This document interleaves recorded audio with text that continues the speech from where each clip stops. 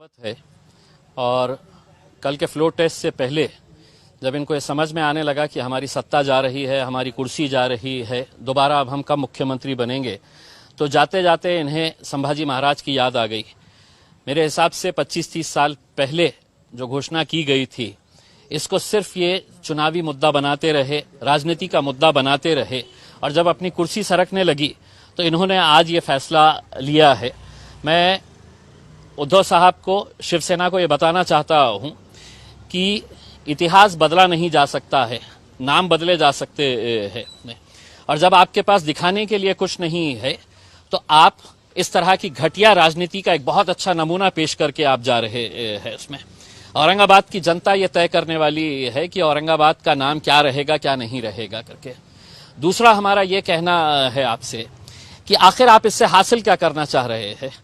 अगर आप जाते जाते ये कहते कि मैं औरंगाबाद के पानी की समस्या हल करके जा रहा हूं, औरंगाबाद में जो 8-8, 10-10 दिन के बाद पानी मिलता है, जो आपकी वजह से उद्धव ठाकरे साहब, आपके और आपके पार्टी के यहाँ के नेताओं ने जो पिछले 25-30 सालों से सिर्फ लोगों को लूटने का, खाने का काम किया है, और आज वो जश्न मना रहे हैं, वहां पर नाच रहे हैं।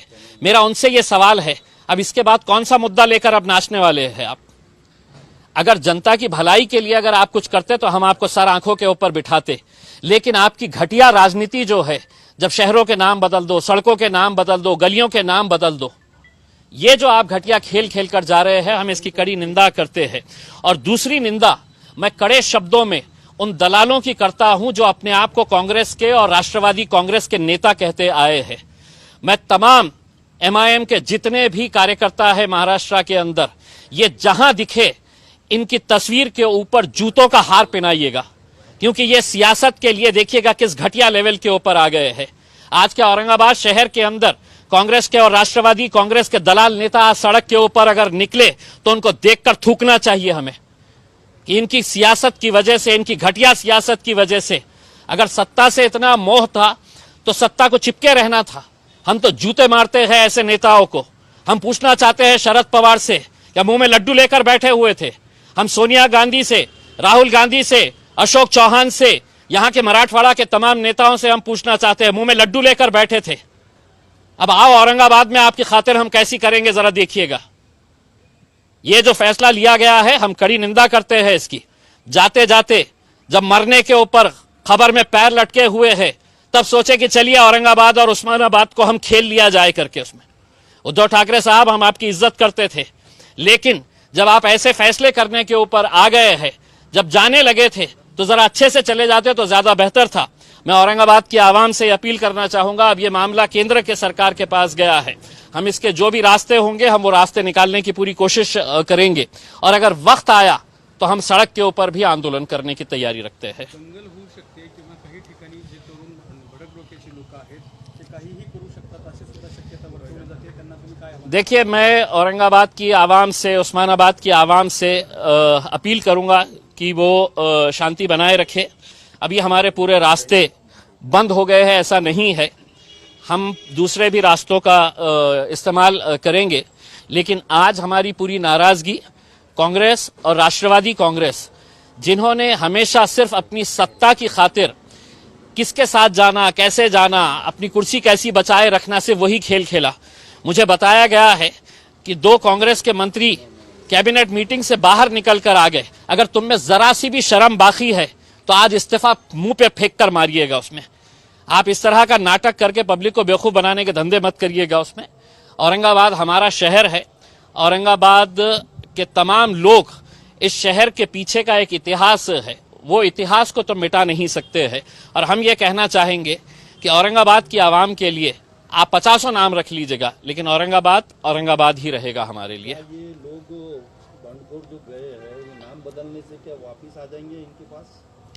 देखिए, मैंने आपको जैसा पहले बताया है कि मरता क्या ना करता, आज उनको ये मालूम है कि अब हम एक मर्तबा कांग्रेस का सहारा ले लिए, राष्ट्रवादी का सहारा ले लिए, 3 पहियों की रिक्शा बनाकर है तो हमने 2.5 साल है तो महाराष्ट्र के अंदर सफर कर लिए है, अब दोबारा कब मौका मिलेगा ये हमको पता नहीं। तो चलिए, जाते जाते मैं उद्धव ठाकरे साहब से एक सवाल करना चाहता हूं कि इसी शहर के अंदर आप कुछ दिन पहले आए थे, आपने अपने भाषण के अंदर यह कहा था कि हम औरंगाबाद का विकास करेंगे। उद्धव साहब, कौन सा जादू किया आपने, छड़ी चलाए इस शहर के ऊपर कि पूरा विकास हो गया और आपने फिर है तो नामकरण का फैसला ले लिए है करके। उसमें आप ही की जबान के ऊपर आपने कहा था कि नहीं, मैं इस शहर के अंदर पानी पहुंचाऊंगा, हम इस शहर का विकास करेंगे करके। उसमें ऐसा क्या हो गया, इसका जवाब भी दीजिए आप, और आपको जवाब देना पड़ेगा उसमें। अब आप मुंह छुपाकर बैठ नहीं सकते हैं।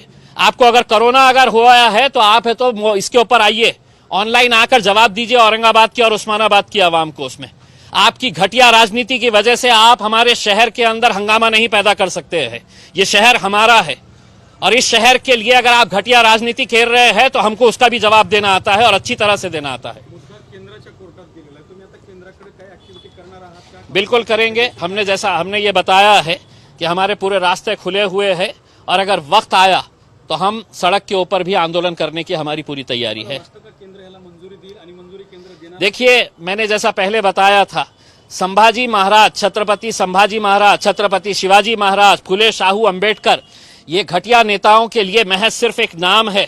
अपनी राजनीति चमकाने के लिए, अपनी दुकानदारी चलाने के लिए सिर्फ ये नाम है। वरना मुझे बताइएगा कि क्या वजह है कि इतने सालों तक आपने पेंडिंग करके रखा था और जब जाते जाते जब अपना मरने के जैसी हालत हो गई है, अपनी सत्ता गिरने वाली है, तो तब जाकर आप ये खेल खेल लेते हैं। इसमें क्या वजह है आपके? आप ये बताइएगा हमारे को कि अचानक जाते जाते आपको क्यों ख्याल आया? यही तो हम कहते हैं कि आपको संभाजी महाराज से कोई आदर है, सम्मान है, प्रेम है, ऐसा नहीं है। आप उनका नाम लेकर अपनी राजनीतिक दुकान चलाना चाह रहे थे। इसीलिए तो आज आपने ये फैसला अपने फायदे के लिए, अपने राजनीतिक स्वार्थ के लिए लिया है। अब केंद्र सरकार के अंदर गया है, अब केंद्र सरकार ये कहेगी, सोचेगी कि ये फैसला तो कैबिनेट में शिवसेना ने लिया है, अब इसका फायदा हमको मिलेगा या नहीं मिलेगा। तो भारतीय जनता पार्टी भी सोचेगी कि भाई हमने अगर इमीडिएट अगर इसका फैसला ले ले तो इसका क्रेडिट शिवसेना को चले जाएगा। तो संभाजी महाराज से किसी को मोहब्बत है, इनको ऐसा नहीं है। हम तो ये साफ कहते हुए आए हैं कि हम छत्रपति संभाजी महाराज, छत्रपति शिवाजी महाराज, फुले शाहू अंबेडकर, हमने कभी भी अपने राजनीतिक स्वार्थ के लिए इन लोगों का नाम नहीं लिया है। ये बहुत महापुरुष है, हम इनका आदर सम्मान पूरी तरह से करते हैं, लेकिन अपने राजनीतिक स्वार्थ के लिए कभी भी इनका नाम का इस्तेमाल नहीं किया है, जो ये राजनीतिक पार्टियां आज तक करते आए हैं। सवाल ये है सर दूसरा कि अभी नाम तो बदल गया है, लेकिन कांग्रेस और राष्ट्रवादी कांग्रेस के लोगों ने मुस्लिम समाज को, मुस्लिम वोटर्स को धोखा दिया है। देखिए, मैं यही सवाल शरद पवार साहब से पूछना चाह रहा हूं। राष्ट्रवादी कांग्रेस के जितने भी नेता हैं, और खास तौर से मैं औरंगाबाद के उन दलाल नेताओं को कि आज रात में अगर तुम में हिम्मत है तो शहर के अंदर घूम के बताओ। राष्ट्रवादी कांग्रेस के और कांग्रेस पार्टी के जितने भी नेता हैं, मैं तुमको चुनौती दे रहा हूं कि अगर आज शहर के अंदर तुम्हारे में हिम्मत है तो आओ, निकल के बताओ। पुराने शहर के अंदर तुमको हिम्मत नहीं है, तुम निकल नहीं सकते हैं बाहर उसमें, क्योंकि कहीं ना कहीं तुमने लोगों के साथ खिलवाड़ किया है, लोगों के साथ धोखा किया है तुमने। और यही वो आएंगे अब कुछ महीनों के बाद, जब चुनाव होंगे तो इनको जवाब मिलने वाला है, और पब्लिक कैसा जवाब देगी आप खुद समझिएगा। लेकिन जब तक मैं ये कह रहा हूं, ये जितने भी नेता हैं, इनके बड़े बड़े नेता, इनके फोटोज के ऊपर चप्पलों का हार पहनाइएगा और उसके ऊपर सोशल मीडिया के ऊपर वायरल करिएगा, क्योंकि ये इसी के लायक ही है। अब चंद्रकांत खैरे आज डांस कर रहे थे। चंद्रकांत खैरे साहब, बिल्कुल अब उनके लिए डांस करने के लिए ही अब वक्त रह गया है, और मैं तो चाहूंगा कि वो एक प्रोफेशनल डांसर बन जाए करके उसमें, क्योंकि अब आगे की राजनीति तो वो कर नहीं सकेंगे, अब सिर्फ डांस करने का है। क्योंकि ये मुद्दा पिछले 25 सालों से चंद्रकांत खैरे साहब के लिए उनकी रोजी रोटी का जरिया था ये। अब ये एक मर्तबा हल हो गया है तो आप क्या करने वाले हैं वो पता नहीं है। तो इसलिए चंद्रकांत खैरे साहब अच्छे ठुमके लगाइएगा। अब आपको आगे इसके बाद है तो सिर्फ ठुमके ही लगाते रहना है।